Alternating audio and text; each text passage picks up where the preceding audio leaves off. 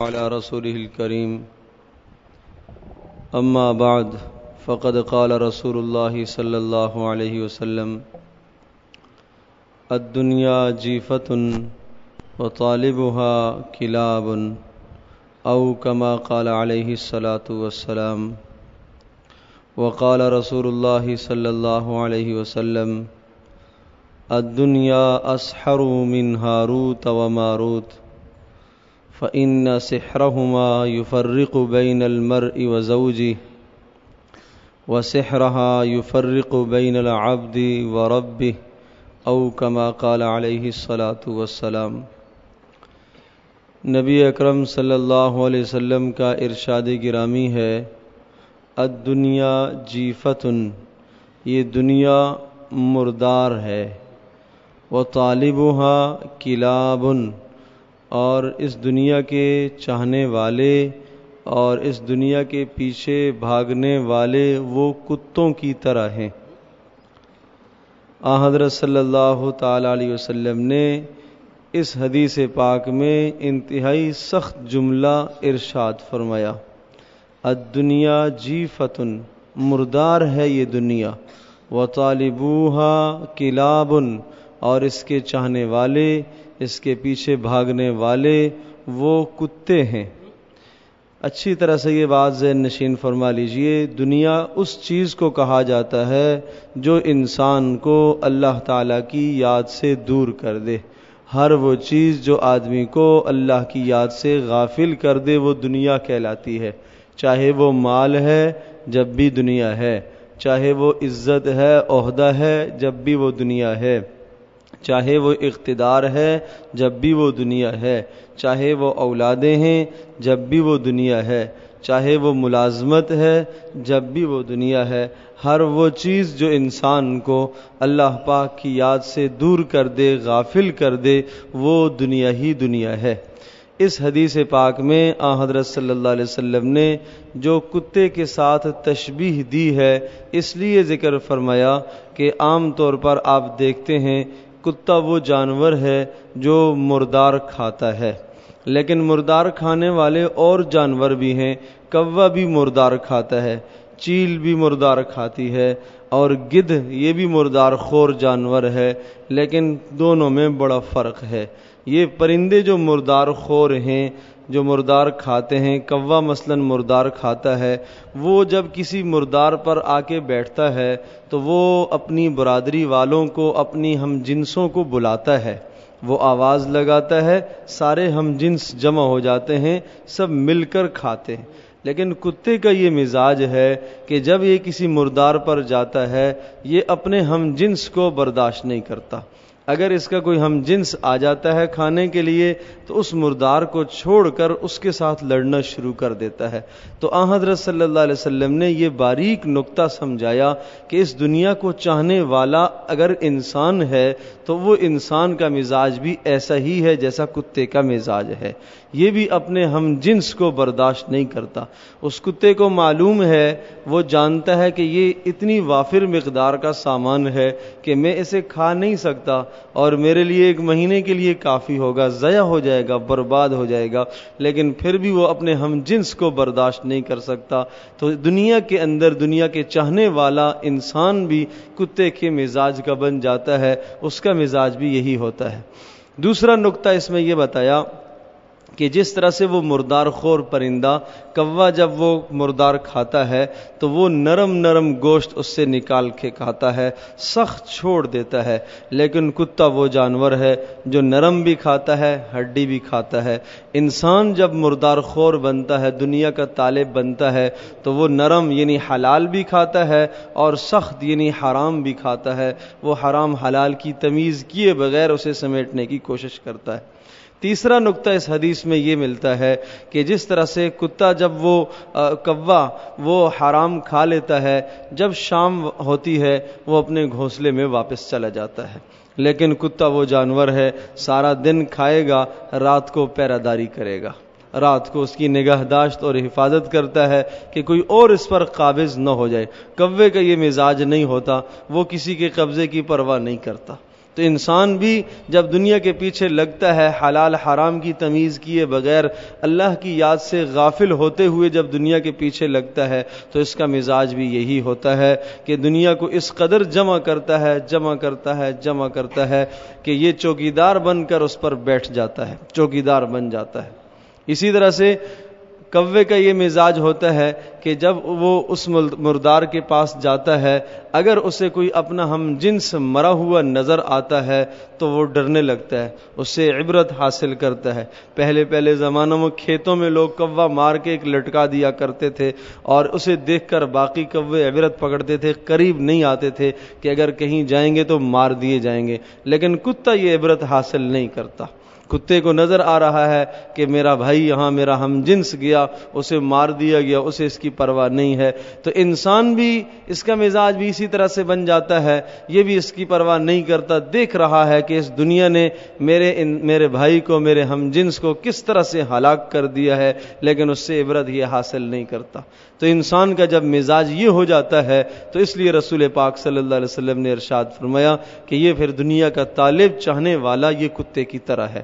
آپ علیہ السلام نے ایک حدیث میں یوں ارشاد فرمایا، الدنیا اسحر من ہاروت و ماروت، یہ دنیا ہاروت اور ماروت سے زیادہ جادوگرنی ہے۔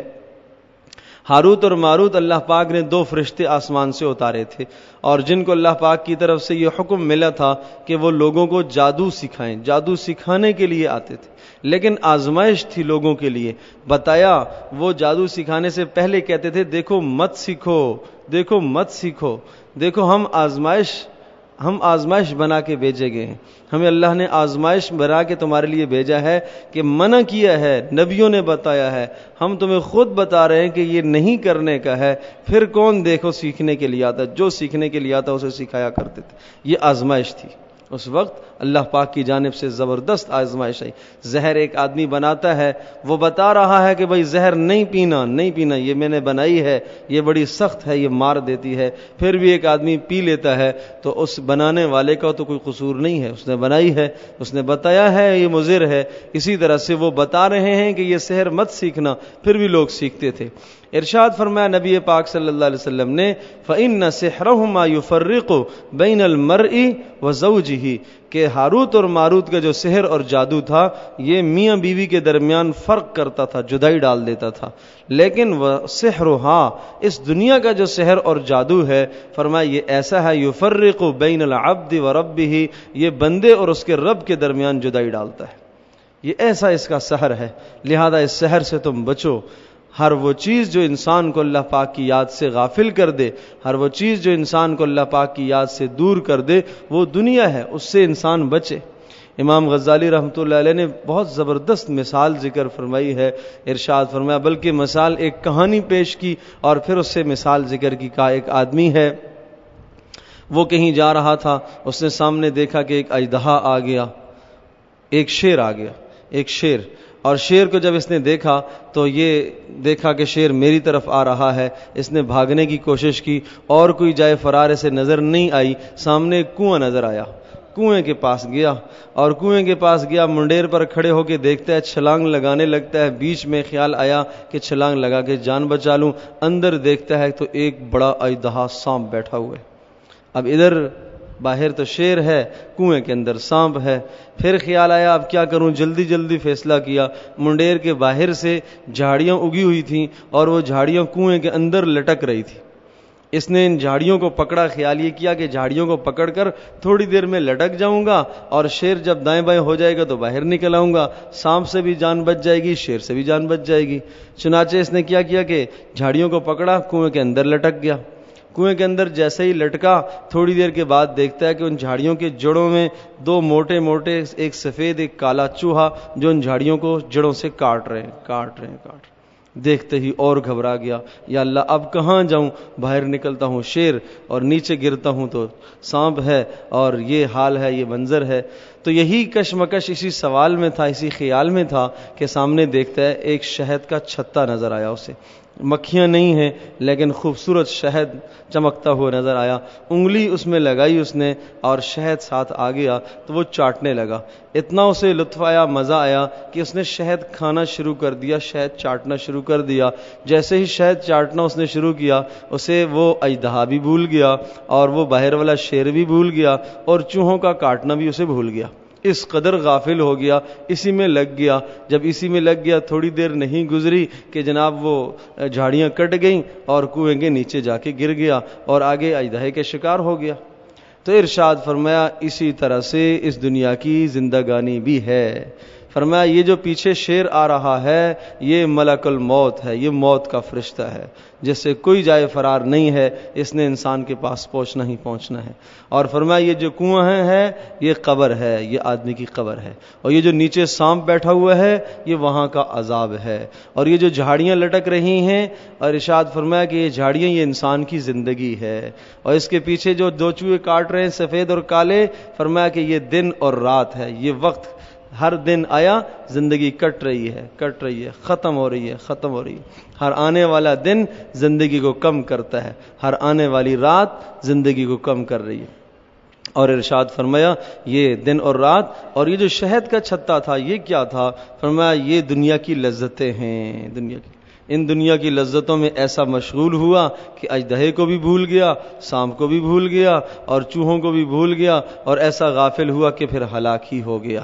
فرمایا اس دنیا میں جب انسان ان کے چکروں میں پڑتا ہے اور اس قدر اللہ کی یاد سے غافل ہو جاتا ہے کہ اسے اللہ بھی بھول جاتا ہے, اسے اللہ کا رسول بھی بھول جاتا ہے, اسے آخرت بھی بھول جاتی ہے, اسے ملک الموت, موت کا فرشتہ بھی اسے بھول جاتا ہے, اسے قبر کا سوال جواب بھی یاد نہیں رہتا, اسے میدان محشر میں کھڑا ہونا بھی یاد نہیں رہتا. تو میرے عزیز دوست اور بزرگوں, انسان اس دنیا کے پیچھے اتنا لگے جتنا اس کو یہاں رہنا ہے, اس دنیا کو اتنا حاصل کرے کہ جتنا اس کی ضرورت ہے. اس کے پیچھے جتنا بھاگے گا یہ آگے بھاگے گی, یہ واپس پلٹ کے نہیں آئے گی. مقدر میں وہی انسان کو ملے گا جو اس کے نصیب میں لکھا ہوا ہے. جب بات یہ ہے کہ جو نصیب میں لکھا ہوا ہے وہی اس کو ملنا ہے, تو اس دنیا کے حاصل کرنے کے لیے اللہ کو ناراض نہ کیا جائے, نمازوں کو نہ چھوڑا جائے, حرام کام نہ کیے جائے, گناہ کبیرہ کا ارتکاب نہ کیا جائے, اللہ کے رسول کو ناراض نہ کیا جائے, آخرت کو نہ بھولا جائے. جو آدمی ان تمام باتوں کو اختیار کرے گا یقیناً وہ آخرت میں شرمندہ اور نادم ہوگا, لیکن آخرت کی شرمندگی کسی کام کی نہیں ہوگی. وہاں حدیث پاک میں آتا ہے کہ اس قدر شرمندہ ہوں گے کہ شرمندگی کی وجہ سے اپنا ہاتھ انگلی منہ میں دبائیں گے اور اسے کھاتے چلے جائیں گے, پورا ہاتھ چبا جائیں گے, لیکن اس ندامت اور شرمندگی کا کوئی فائدہ نہیں ہوگا. تھوڑی سی ہمت کر لی جائے, اعمال اختیار کر لیے جائے, گناہوں سے بچ جایا جائے تو اللہ پاک بہت کچھ عطا کر دیں گے. اور آپ علیہ الصلوۃ والسلام نے ارشاد فرمایا کہ ایک زمانہ یہ ہوگا کہ جس زمانے میں دین پر چلنا اتنا مشکل ہے جس طرح سے ہاتھ میں انگارہ رکھنا مشکل ہو جائے گا. ہاتھ میں چنگاری رکھنا کتنا مشکل ہے, انگارہ رکھنا کتنا مشکل ہے. فرمایا اس زمانے میں دین پر چلنا مشکل ہو جائے گا. جو آدمی اس زمانے میں دین پر چلے گا اور دین پر استقامت اختیار کرے گا وہ ایسا ہے جیسا کہ میری طرف ہجرت کر کے آ رہا ہے. اور ارشاد فرمایا اس زمانے میں جو انسان دین پر عمل کرے گا اس کو اللہ پاک اتنا ثواب دیں گے جتنا میرے زمانے کے 50 آدمیوں کو ثواب دیا جاتا ہے. اتنا اجر اللہ پاک عطا فرمائیں گے, اس لیے کہ یہ زمانہ وہ ہے نبوت سے بہت دور چلا گیا, نبوت سے بہت بعد ہو گیا, اور دنیا کے اندر ہر طرف کے فتنے ہی فتنے ہیں, پریشانیاں ہی پریشانیاں ہیں. ان حالات میں جو انسان دین پر جمے گا, استقامت اختیار کرے گا, اللہ پاک اسے بہت عطا فرمائیں گے. اور یہ بھی ذہن نشین فرما لیجئے اس زمانے میں سفر کتنا مشکل ہوتا تھا. اونٹوں پر اور گدھوں پر اور گھوڑوں پر اور خچروں پر لوگ سفر کیا کرتے تھے, اور آج کل سفر کتنا آسان ہے. یہ دنیا کا سفر اتنا آسان ہو گیا ہے, ہوائی جہاز ہیں, موٹر کاریں ہیں, قسم قسم کی سواریاں ہیں. اسی طرح سے اللہ تک پہنچنے کا سفر بھی آسان ہے, اللہ تک پہنچنے کا سفر بھی اس دور میں آسان ہے. تھوڑی سی ہمت کی بات ہے, استقامت کی بات ہے کہ آدمی گناہوں سے اپنے آپ کو بچا لے, نافرمانیوں سے اپنے آپ کو بچا لے, نمازوں کا اہتمام کر لے, فرائض کا اہتمام کر لے, واجبات کا اہتمام کر لے, اور گناہ کبیرہ سے اپنے آپ کو بچا لے. فرمایا ان تجتنبوا کبائر ما تنہون عنہ نکفر عنکم سیئاتکم وندخلکم مدخلا کریما. اگر تم بڑے گناہوں سے بچتے رہو گے، چھوٹے چھوٹے گناہوں سے ہم آپ کو خود ہی صاف کرتے رہیں گے. چھوٹے گناہ ہم خود ہی آپ کے بخشتے رہیں گے. آپ بڑے گناہوں سے اپنے آپ کو بچنے کا اہتمام کراؤ. اللہ تبارک و تعالی ہم سب کے لیے عمل کرنا آسان فرمائے.